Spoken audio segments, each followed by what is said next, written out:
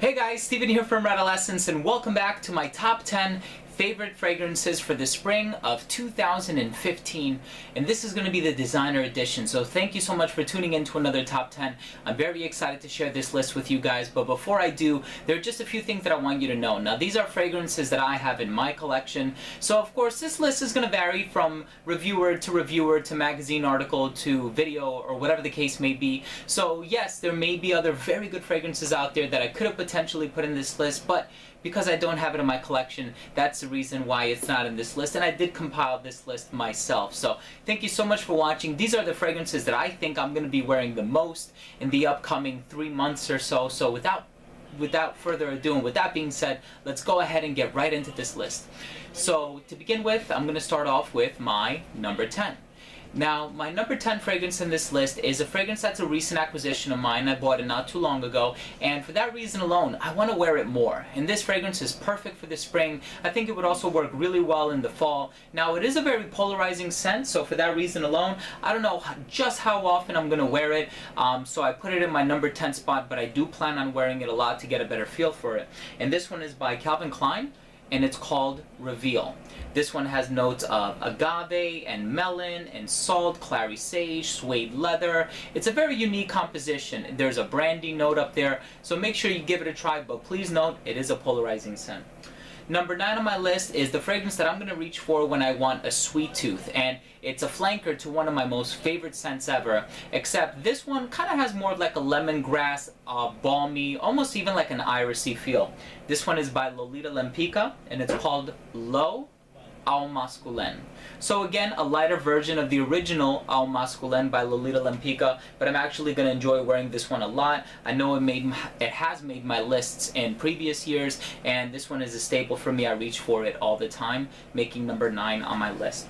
Number 8 on my list is another recent acquisition of mine. Of course, in the spring, I want to go for scents that are more floral and spicy, and it's still pretty cold here in New Jersey, and this next one does pack a punch. In the summer, I want to reach for my more salty, aquatic, citrusy kinds of fragrances. This one is actually by Lush, or Guerrilla Perfumes, and it's called Imogen Rose. I do have a review on this one. This one is a really nice rose. It smells like a rose, and you can kind of imagine like all the thorns with it too, so it's not like a wispy floral rose. It's more of like an aggressive, dirty rose.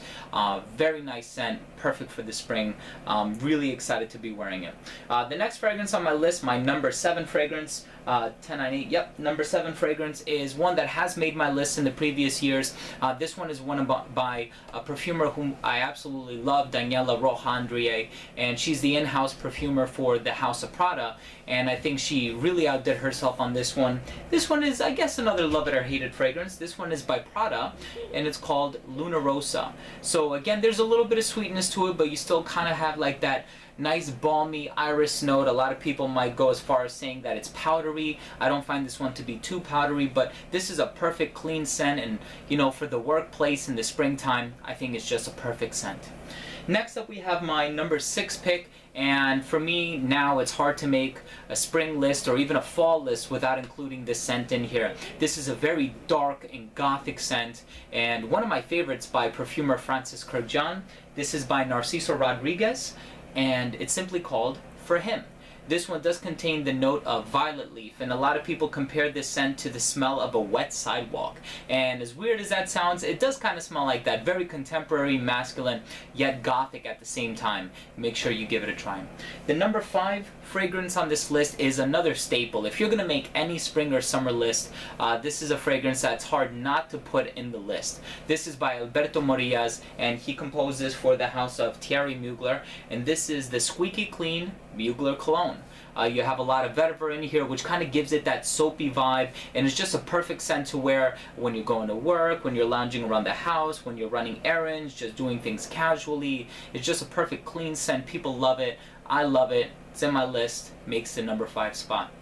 Number 4 on my list is one that I have worn with a lot of frequency. I even wore this in the winter, even though as far as the composition goes, this is more of a spring and summer scent. But for me, going to work, I want to smell clean, I want to smell fresh, and the reason why this makes more of my spring list rather than my summer list, despite the fact that it has a lot of citrus, is because it has this creamy sweetness to it too, and it has a good dose of vanilla in it.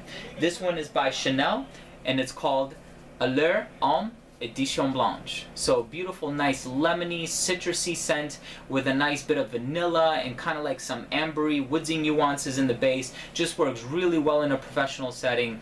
Great in the spring. Really opens up, effervescent, but it also has a nice little kick to it if you're going to wear it in slightly colder weather. So that will make my number 4 spot. Now my number 3 fragrance is, I think, the king of contemporary florals, especially when we're talking about masculine or men's fragrances. I think this one isn't necessarily masculine per se. It's kind of more, I guess I would say, on the metrosexual side, but this one does really well, and it captures the elegance of the modern or the contemporary man. This is from the house of Christian Dior, and it's called Dior Homme. This is a beautiful iris scent. Of course, Olivier Polge is responsible for this composition, and I just love this one. You know, it smells classy, it's elegant, you can wear this casually, to work, night out. There's just something about it that wears really, really well in the springtime, and for that reason, this one had to make my list, making it at the number 3 spot. Number 2 fragrance on this list is also a newcomer. This is a fairly recent acquisition of mine, very recent actually, but I have already worn this fragrance like 4 or 5 days in a row. I'm really obsessed with this scent. I think it's a phenomenal scent, hence the reason why it's making the number 2 spot on my list.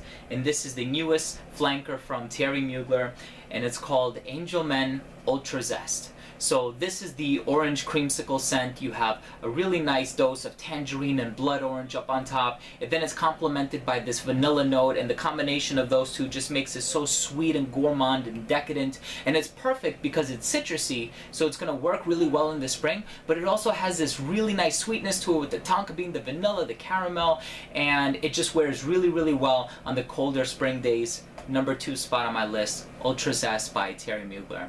And the number 1 fragrance on my list, hey, if you watched my list last year, it's actually the same exact fragrance. I absolutely love this one. Every time the spring comes around, I wear this one. It just works so well in the spring, and I can't get enough of this scent. It brings back so many good memories, and you know, with fragrances, that's why these lists are so personal, because it's the personal associations and the nostalgia and the memories that one associates with them, and for me, this scent just does it for me. This is a Jean-Claude Ellena composition. It's from the house of Hermes, and it's called Un Jardin sur le Nil, a garden on the Nile.